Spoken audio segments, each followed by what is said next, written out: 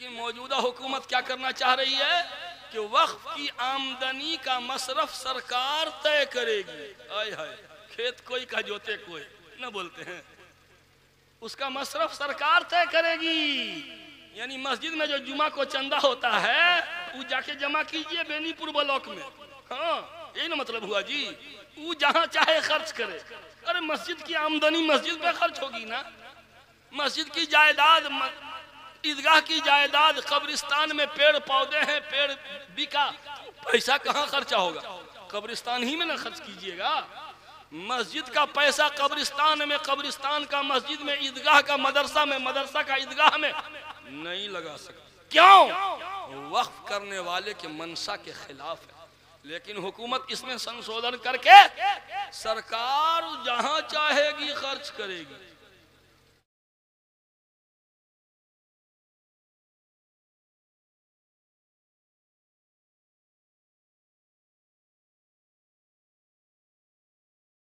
मैं बिला किसी तमीद और ताखीर के मैं चाहता हूँ मेरे दोस्तों, वक्त की किल्लत दामनगीर है, मैं अपनी गुफ्तगू को ज्यादा तवील ना करके मुख्तसर करता हूँ और बड़े अदब के साथ अपने मुशफिक, करम फरमा, मुरब्बी, अतालीक आली जनाब हजरत मौलाना मुफ्ती शकील अहमद साहब कासमी दामत बरकातहुमुल आलिया से गुजारिश कर रहा हूँ कि हजरत तशरीफ लाए।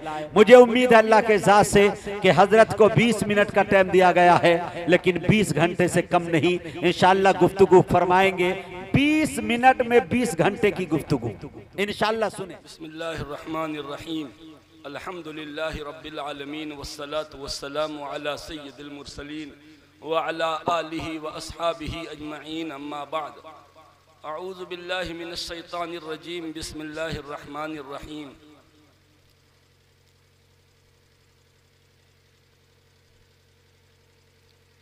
लक़द जाअकुम रसूलुम मिन अनफुसिकुम अज़ीज़ुन अलैहि मा अनित्तुम हरीसुन अलैकुम बिल मुमिनीन रऊफ़ुर रहीम। वक़ाल फ़ी मौज़िइन आख़र लन तनालुल बिर्र हत्ता तुनफ़िक़ू मिम्मा तुहिब्बून। सदक़ल्लाहुल अज़ीम। है कमाल रुतबे मुस्तफ़ा बलगल उला बिकमालिही, है कमाल रुतबे मुस्तफ़ा बलगल उला बिकमालिही। ये असर है उनके जमाल का कशफत दुजा बिजमालिही।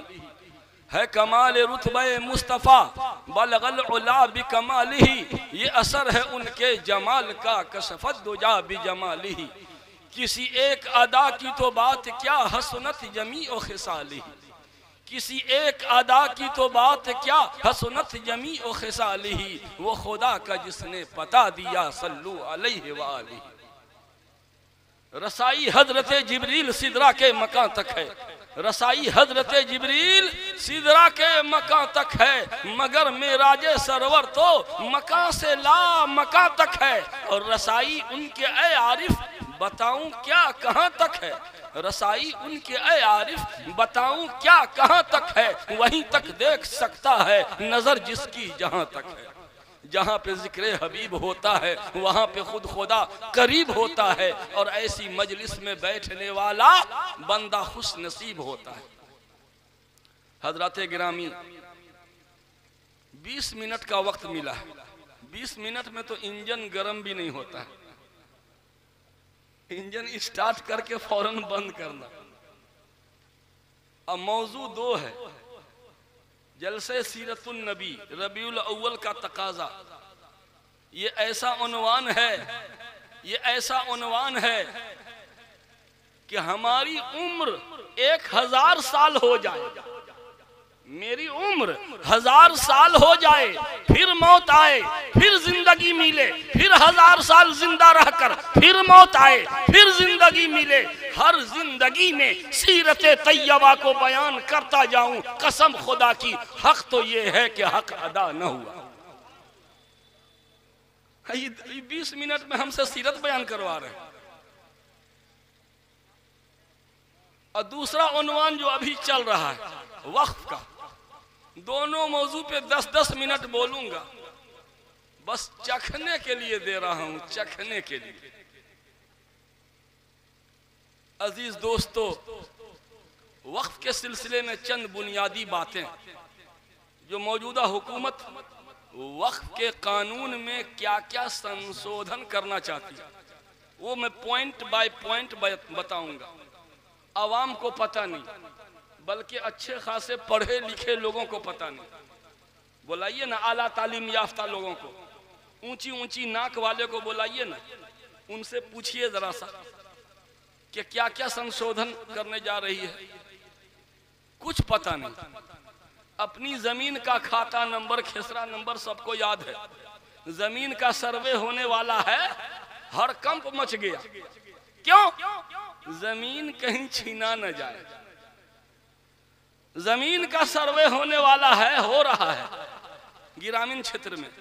हड़कंप मचा हुआ है कि जमीन कहीं हाथ से छीन न जाए, लेकिन अल्लाह का घर अगर छीनाए तो जाए छीन। अल्लाह का घर छीन जाए, कोई हड़कंप नहीं, कोई बेचैनी नहीं। देख लीजिए कितने लोग आए हुए हैं, महज इसलिए कि जलसा फलाना करा रहा है।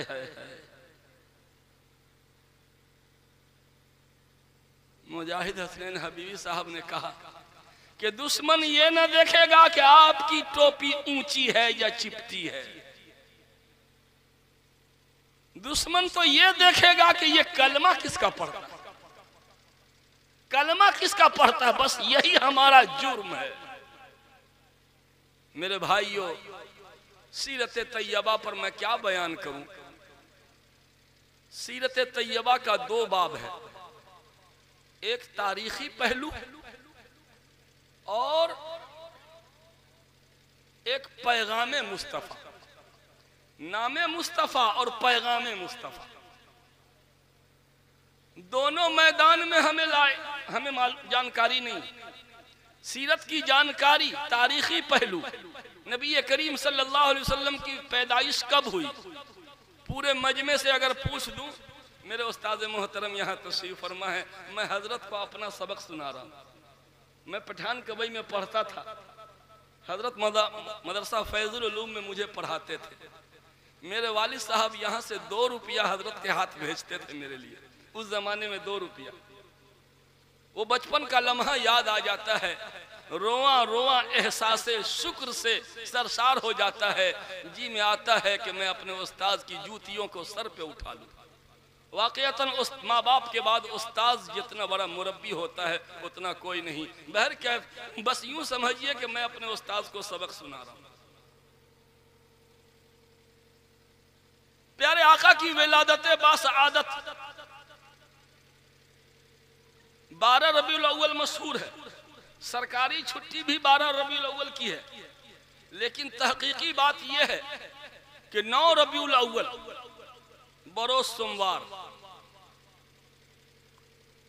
फील के वाकया के 50 या 55 दिन के बाद मुताबिक 20 अप्रैल 571 ईस्वी को हुई।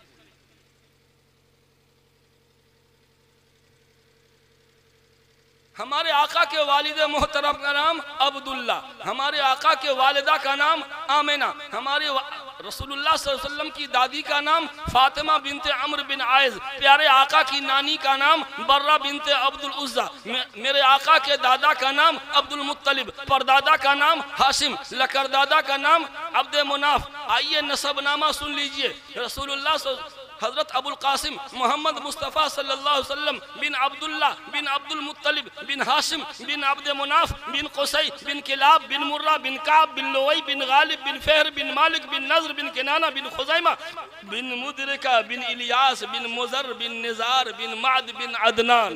बुखारी शरीफ में प्यारे आका का नसबनामा अदनान तक मौजूद है। मुझे अपने परदादा का नाम मालूम है, उनके आगे नहीं मालूम है। आपको मालूम है? अपने परदादा के बाद किसी को नहीं मालूम होगा।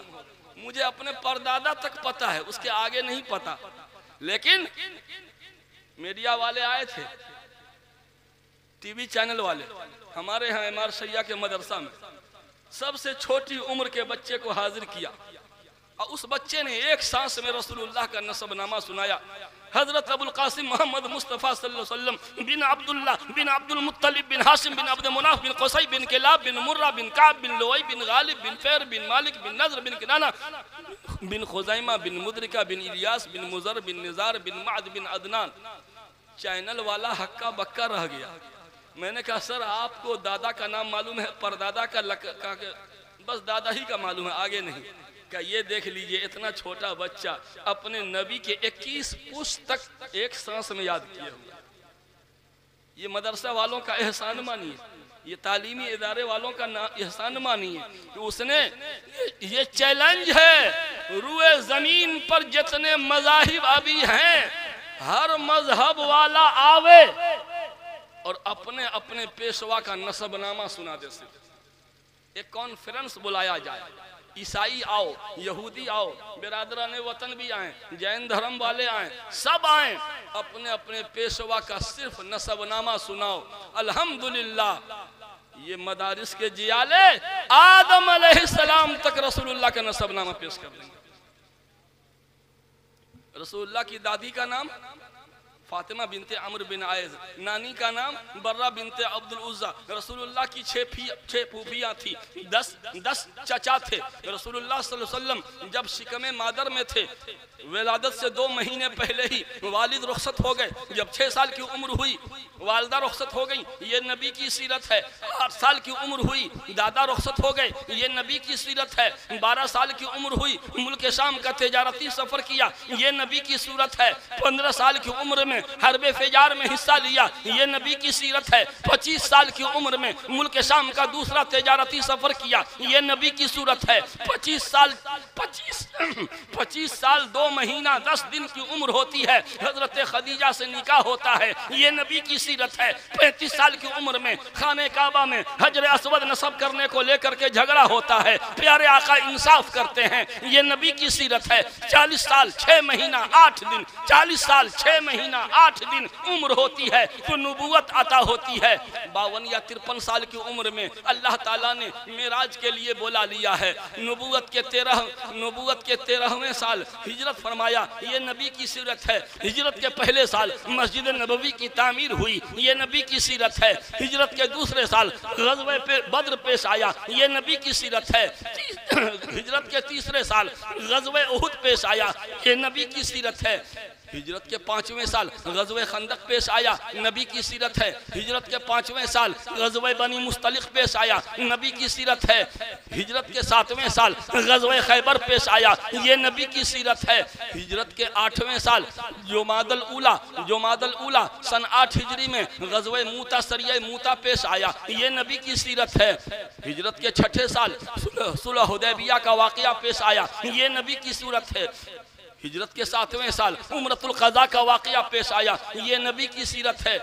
हिजरत के रमज़ान सन 8 हिजरी में मक्का फतह हुआ, ये नबी की सीरत है। और रजब सन 9 हिजरी में हिजरत के 9वें साल माह रजब में इस्लाम का सबसे आखिरी ग़ज़वा तबूक पेश आया, ये नबी की सीरत है। और हिजरत के 10वें साल हज्जतुल विदा का वाक़या पेश आया, ये नबी की सीरत है। और सुनिए हिजरत के 11वें साल 12 रबीउल अव्वल नबूवत के 11वें साल बरोज़ सोमवार मुताबिक 28 जून 632 ईस्वी मुताबिक, अंग्रेजी तारीख कोई नहीं बताएगा, सुन लीजिए नोट कर लीजिए, मैं अंग्रेजी तारीख भी बतला रहा हूँ, विलादत की तारीख भी और वफात की तारीख भी। 28 जून 632 ईस्वी को रसूलुल्लाह सल्लल्लाहु अलैहि वसल्लम की वफात हुई। ये सरसरी तौर पर तारीखी पस मंज़र पेश किया। आज क्या बताऊं, एक प्रोग्राम चलता था टीवी पे, कौन बनेगा करोड़पति, पता ना अब चलता है कि नहीं। एक फिल्मी बूढ़ा हीरो है ना कोई, देखिए मौलवी साहब को भी याद है, दुनिया की खबर रखना चाहिए, हाँ दुनिया से खबर रखना चाहिए। वो बूढ़ा हीरो प्रोग्राम पेश करता, कौन बनेगा करोड़पति। उसमें एक आदमी दरभंगा जिला का जिसका नाम था मोहम्मद इरफान, डबल MA पढ़ा हुआ था, जिसके नाम में मोहम्मद का नाम जुड़ा हुआ है, वो करोड़पति बनने के लिए बंबई की सरजमीन पे पहुंचता है। एंकर ने पूछा कि पैगंबर इस्लाम के पिताजी का क्या नाम था, पैगंबर इस्लाम के पिताजी का क्या नाम। 4 ऑप्शन पेश किया, हमजा, अब्बास, अब्दुल मुत्तलिब, अब्दुल्ला, यानी बस इसी में कोई है। हमजा, अब्बास, अब्दुल मुत्तलिब, अब्दुल्ला, बताइए कौन है? वो जिसके नाम में मोहम्मद लगा हुआ है। वो दाएं बाएं झांक रहा है, बगले झांक रहा है, सर पकड़ रहा है। एंकर ने कहा कि आप किसी से हेल्प लेना चाहते हैं, कॉल करके हेल्प ले लीजिए। उसी जगह से फौरन कॉल करता है, अपने एक दोस्त को सवाल रखता है कि पैगंबर इस्लाम अंतिम संदेशता हजरत मोहम्मद सल्लल्लाहु अलैहि वसल्लम के पिताजी का, फादर का क्या नाम है? हाय, जहिलवा का दोस्त भी तो जहिलवे होगा ना, जहिलवा का दोस्त भी जहिलवे। वो कहा कि पूछ लो किसी दोस्त से मदद ले लो। अफसोस कि उसका दोस्त भी नहीं बता पाया, वालिद का नाम नहीं बता पाया। अफसोस इसका नहीं है कि नहीं बता पाया, अफसोस इसका है कि लाखों लोग उस प्रोग्राम को लाइव देख रहे थे, लाखों लोग प्रोग्राम को लाइव देख रहे थे। पूरी दुनिया देख रही है कि जिसके नाम में मोहम्मद का नाम लगा है वो मोहम्मद के फादर का नाम नहीं जाने। चुल्लू भर पानी में डूब मरने का मकाम है कि नहीं। अब उसने सोचा कि अब क्या करें, अब अंदाजे से ठोकना पड़ेगा। लगा, बोलते हैं ना, लगा तो लगा, नहीं तो तुक्का। अंदाजे से लगा लिया, बोल दिया अब्दुल्ला। इत्तेफाक, संजोग है ये समझ के जवाब नहीं दिया। अगर समझ के जवाब देना होता तो पहले जवाब देता है। वो ऐसे ही ठोक दिया। इत्तेफाक है कि जवाब सही निकला और कम बखत खड़े खड़े करोड़पति बन गया। 5 करोड़ रुपया इनाम मिल गया कम बखत। मेरे भाई, सीरत तैयबा का मुताला कीजिए। पतली पतली किताबें सवाल जवाब, सवाल जवाब, सवाल जवाब छपी हुई हैं। अपने बच्चों को पढ़ाइए। खंसा स्कूल में भी सीरत का बाब जरूर दाखिले निसाब रखिए और उसमें बच्चों को खड़े करके सवाल किया कीजिए कि हमारे नबी कहाँ पैदा हुए, कहाँ वफात हुई, हमारे वालिद के अम्मी का नाम बताओ, उनके अब्बू का नाम बताओ, उनके दादा का नाम बताओ, उनके दादी का नाम बताओ, नानी का नाम। ये सब सवालात स्कूल में होना चाहिए। आइए, सीरत तैयबा का पैगाम पेश करने के लिए पूरी उम्र खपानी पड़ेगी। अभी वक्त हो गया, ज्यादा मेरा वक्त खत्म हो गया। 5 मिनट और तो छोड़ दीजिए। 5 मिनट में हम वक्त के बारे में कुछ बोल देते हैं, क्योंकि ज्यादा देर करेंगे तो ये बड़ी खतरनाक आदमी है, बड़ी डेंजर आदमी है। सीरत तैयबा का वो उन्वान है जैसे एक बाग हो, खूबसूरत बाग जिसमें हर तरह का फूल हो। रात की रानी भी है, चंपा भी है, गुलाब भी है, हर तरह का फूल है। एक आदमी पहुंचता है, मैं उस फूल को तोड़ूं या उस फूल को तोड़ूं या उसको तोड़ूं, किसको तोड़ूं किसको छोड़ूं, वो परेशान हो जाता है। वही हाल मेरा है कि मैं सीरत के किस पहलू पे रोशनी डालूं। कसम खुदा की, सीरत का हर पहलू ताबनाक है, रोशन है। सूरत तेरी मेयारे कमालात बना कर, सूरत तेरी मेयारे कमालात बना कर दानिस्ता मुसव्विर ने कलम तोड़ दिया है। नबी की सूरत बनाने वाले ने सूरत बना के कलम को तोड़ दिया। क्यों? इसलिए कि अब ऐसी सूरत हमको बनानी ही नहीं। सूरत तेरी मेयारे कमालात बना कर दानिस्ता मुसव्विर ने कलम तोड़ दिया है। कितना बयान करूं मेरे दोस्तों। सीरत का पैगाम रसूलुल्लाह सल्लल्लाहु अलैहि वसल्लम की हयात तैयबा का मुताला कीजिए। उर्दू में भी छपी हुई किताब है, शांति संदेश केंद्र फुलवारी शरीफ से छपी है। हयात तैयबा किताब का नाम, पतली सी किताब 20 रुपए में मिलेगी और उसका हिंदी तर्जमा भी छपा हुआ है। हिंदी किताब लीजिए, अपने गैर मुस्लिम दोस्तों को गिफ्ट दीजिए। मैं एक जगह निकाह पढ़ाने गया, गांधी मैदान के पास। ओला की गाड़ी से लोग हमको भेजने लगे। ड्राइवर था क्रिश्चियन, ईसाई। उसको मैंने बैग से किताब निकाल के दे दिया। उस ईसाई ने सीरत तैयबा के उन्वान पर लिखी हुई हिंदी किताब को यूं करता, कहा कि इसको पढ़िएगा। कहा कि बहुत बहुत धन्यवाद, आपने बहुत बड़ा, उसको क्या कहते, तबर्रुक को क्या वो लोग बोलते हैं, प्रसाद, वो आपने हमको दे दिया। मैं पूरे जीवन इसकी इज्जत करूंगा। मेरे दोस्तों, ये सीरत का पैगाम है। और दूसरा सीरत तैयबा का पैगाम ये है कि समाज में जो सामाजिक बुराइयों को मिटाने में हम अपना रोल अदा करें, मिटती हुई सुन्नत को जिंदा करें। और तीसरा पैगाम यह है कि दुरूद पाक पढ़ने की आदत डाल लीजिए। हम लोग सिर्फ मिलाद में पढ़ेंगे दरूद, जब वो भी कहेंगे पढ़िए दरूद शरीफ, सब नहीं। दुरूद पाक पढ़ने वाले का कभी ब्रेन हेमरेज नहीं होता। हाँ, दुरूद पाक पढ़ने से याददाश्त मजबूत होता है। नौजवानों, तुम कंपटीशन की तैयारी करते हो, खत्म तरावी के दिन कलम फूकवाते हो, कलम फूक दीजिए, कल से एग्जाम है। बेटा, कलम फूक देंगे तो तुम ऑल इंडिया स्टूड कर जाओगे। तुम्हारे दिमाग में जो गंदी गंदी फिल्म सेव है, पहले उसको डिलीट करो ना। दुरूद पाक पढ़ो, याददाश्त मजबूत हो जाएगा। दुरूद पाक पढ़ने से रिज्क में बरकत होती है। दुरूद पाक पढ़ने से मुश्किल काम आसान हो जाता है। दुरूद पाक पढ़ने से कोई बात हम भूल गए हैं, याद आ जाती है। सबसे बड़ी बात यह है कि दुरूद पाक पढ़ने से क़यामत के दिन रसूलुल्लाह की शफाअत नसीब। मन सल्ला अलैया 50 मर्रतन फी कुल्ल यौमिन व लैलतिन वजबत लहू शफाअती। प्यारे आका इरशाद फरमाते हैं, जिसने मुझ पर 50 मरतबा दरूद पढ़ लिया, वजबत लहू शफाअती, मेरी शफाअत उसके लिए वाजिब होगी। 50 बार। अल्लामा शामी हम गऊंगा है, थोड़ा सा बताने दीजिए। हाँ, अल्लामा शामी रहमतुल्लाह अलैह ने फतवा शामी में लिखा, हर इबादत कबूल हो सकती है, रद्द भी हो सकती है। हर दुआ कबूल भी हो सकती है, रद्द भी हो सकती है, लेकिन एक दुआ, और सिर्फ एक दुआ ऐसी है जो कभी रद्द नहीं होती। वो कौन सी दुआ जानते हैं? ये दरूद पाक है।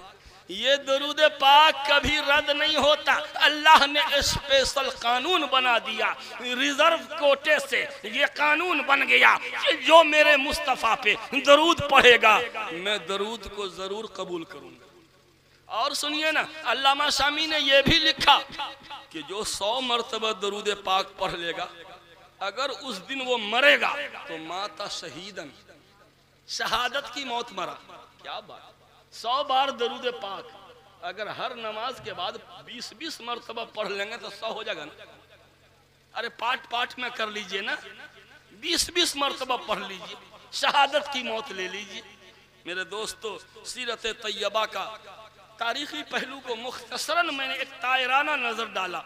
उसके बाद पैगाम मुस्तफ़ा, क्या सीरत का मुताला कीजिए। नंबर 2, सुन्नत मुस्तफ़ा को जिंदा कीजिए। नंबर 3, दरूद पाक कसरत से पढ़ा कीजिए। अब आइए वक्त के सिलसिले में। वक्त एक इबादत है, वक्त इबादत है। इमाम शाफी रहमतुल्लाह अलैह फरमाते हैं कि वक्त मुसलमानों की खुसूसियत है। इस्लाम से पहले वक्त का कानून नहीं था।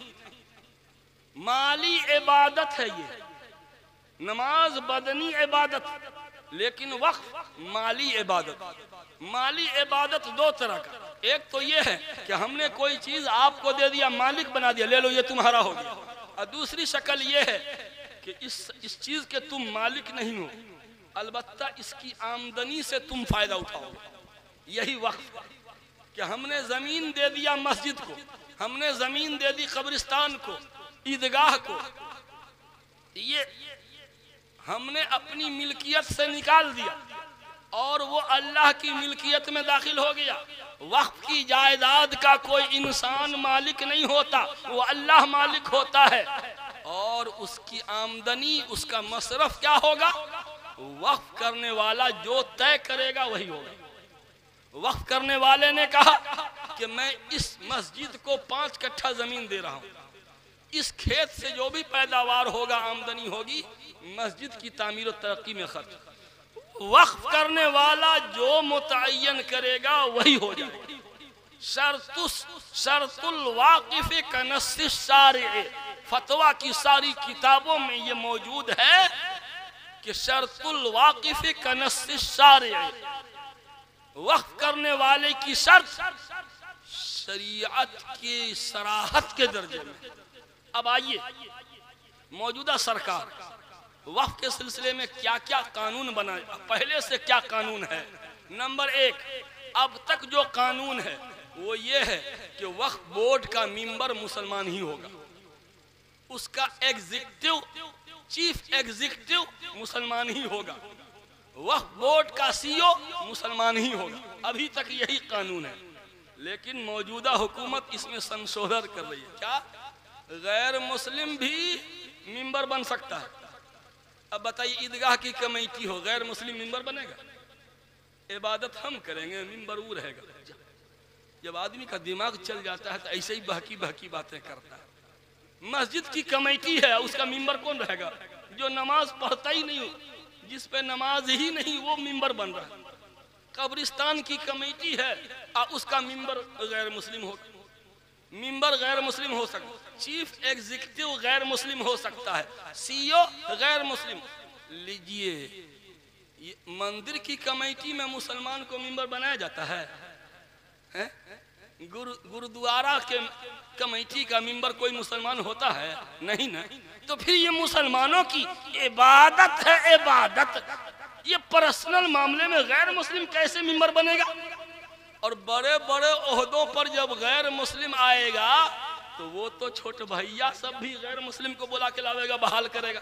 बोलिए, जो चंद मुसलमानों को वक्फ बोर्ड में नौकरी मिली है वो भी गई। एक संशोधन। नंबर दो, औकाफ की आमदनी का मसरफ क्या होगा?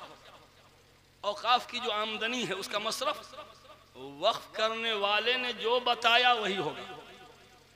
लेकिन मौजूदा हुकूमत क्या करना चाह रही है कि वक्फ की आमदनी का मसरफ सरकार तय करेगी। आय हाय, खेत कोई का जोते कोई न बोलते हैं, उसका मसरफ सरकार तय करेगी।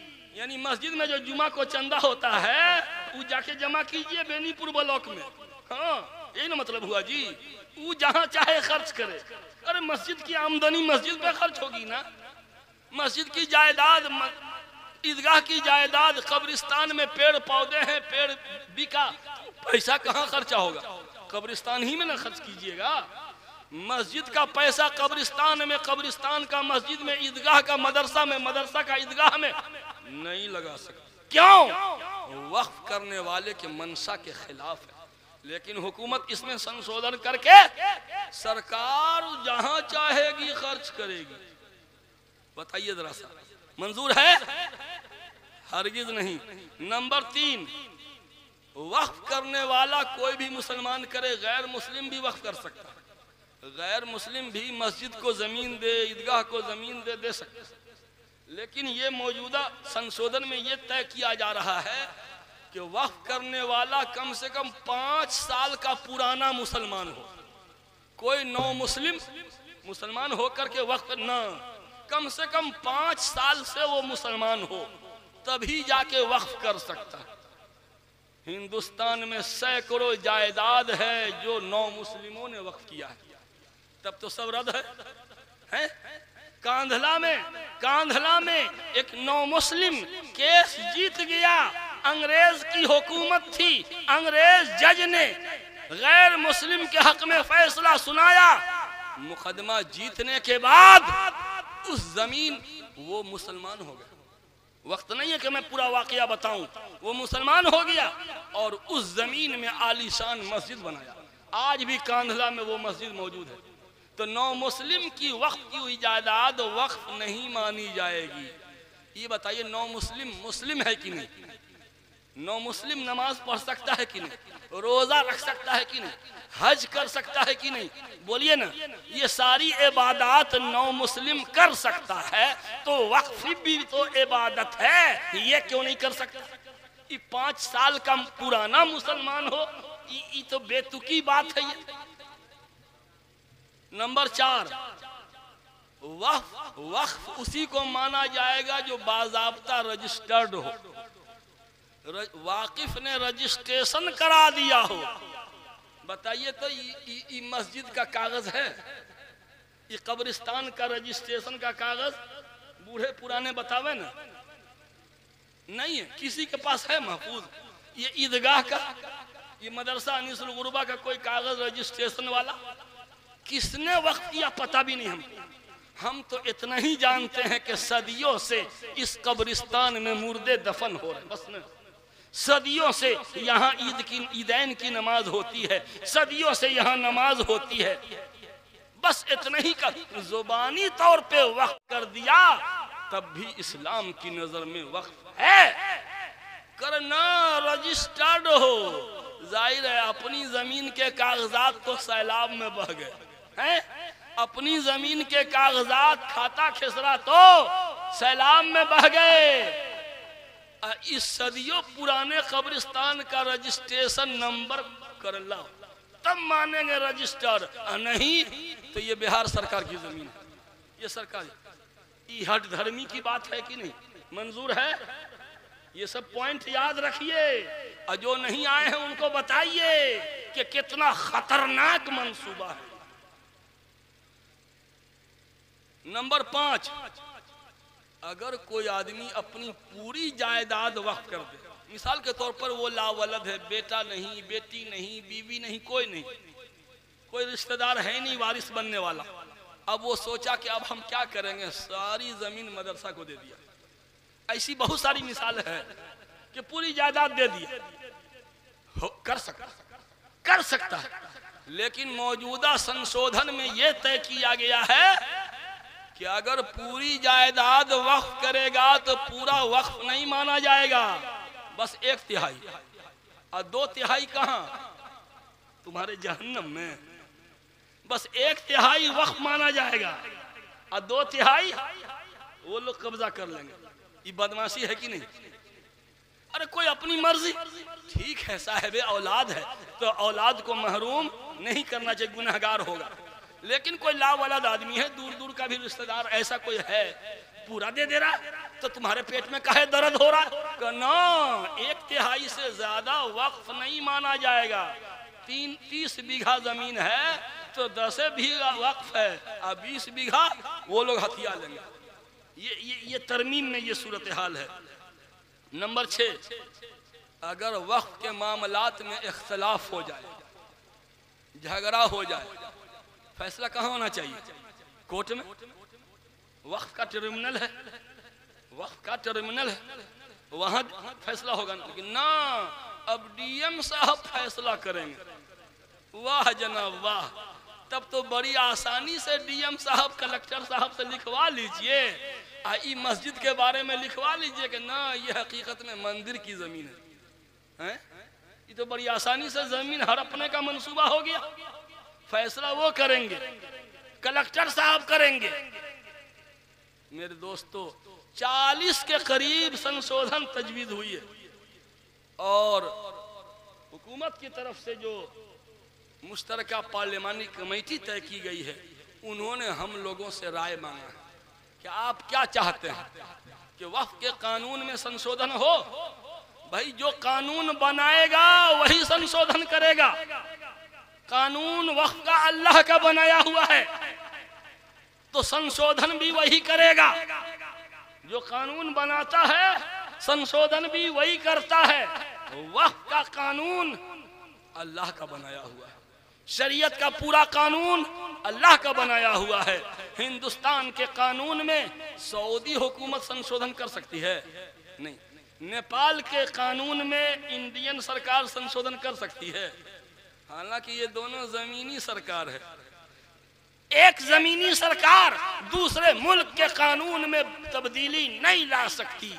यहाँ आसमानी सरकार के कानून में जमीनी सरकार संशोधन करना चाहती है। मेरे दोस्तों, जागिए जागिए जागिए, कल आखिरी दिन है। 13 सितंबर तक का टाइम दिया गया है कि आप अपनी अपनी राय पेश कीजिए। मैं जामे मस्जिद के इमाम साहब को आप लोग इत्तला कीजिए कि माइक से ऐलान करें, ये स्कैनर ले लीजिए, अब बड़ा मोबाइल ले करके मस्जिद आए और स्कैन करके अपना इख्तिलाफ वहाँ दर्ज कराएं कि हमें ये कानून मंजूर नहीं है, जो पहले से कानून है वो काफी है, उसमें तब्दीली नहीं करने देंगे। अपनी राय तो दीजिए। लोग कहते हैं हमारे एक ठो राय दे देने से क्या हो जाएगा, उसको तो जो मन में आ रहा करवे करेगा। अरे भाई जो होगा अल्लाह के हवाले, लेकिन हमसे जितना बन पड़ रहा उतना तो करें ना। क़यामत के दिन सवाल होगा कि तुमने क्या किया, तो हमने तो कह दिया कि ये हमें मंजूर, इतना भी करने से रह गए। अल्लाह ताला हम सबको अमन व आफियत अता फरमाए। वक्त नहीं था फिर भी मैंने बहुत सारा वक्त गसब कर लिया कहिए। अल्लाह ताला हम सबको अमन व आफियत अता फरमाए। इतवार को 11 रबीउल अव्वल को बड़ी बाजार में सीरत तैयबा का अजीमुस्शान इजलास आम होने जा रहा है। रात में आप तमाम हजरात ज़रूर तशरीफ़ लाइए और इस आवाज़ को दूर तक पहुँचाइए। बड़े बड़े हाई वोल्टेज मुकर्रिर आ रहे हैं और हमारे जैसा गांव का आदमी भी रहेगा इंशाल्लाह। मैं अभी जा रहा हूँ पटना, और फिर पटना से मुझे आना है। गांव लगी बात है, इस मिट्टी का कर्ज है मेरे सर पे, कर्जा तो चुकाना पड़ेगा। अल्लाह ताला हम सबको अमन व आफियत अता फरमाए। आमीन आमीन। व आखिर दावाना अल्हम्दुलिल्लाह रब्बिल आलमीन।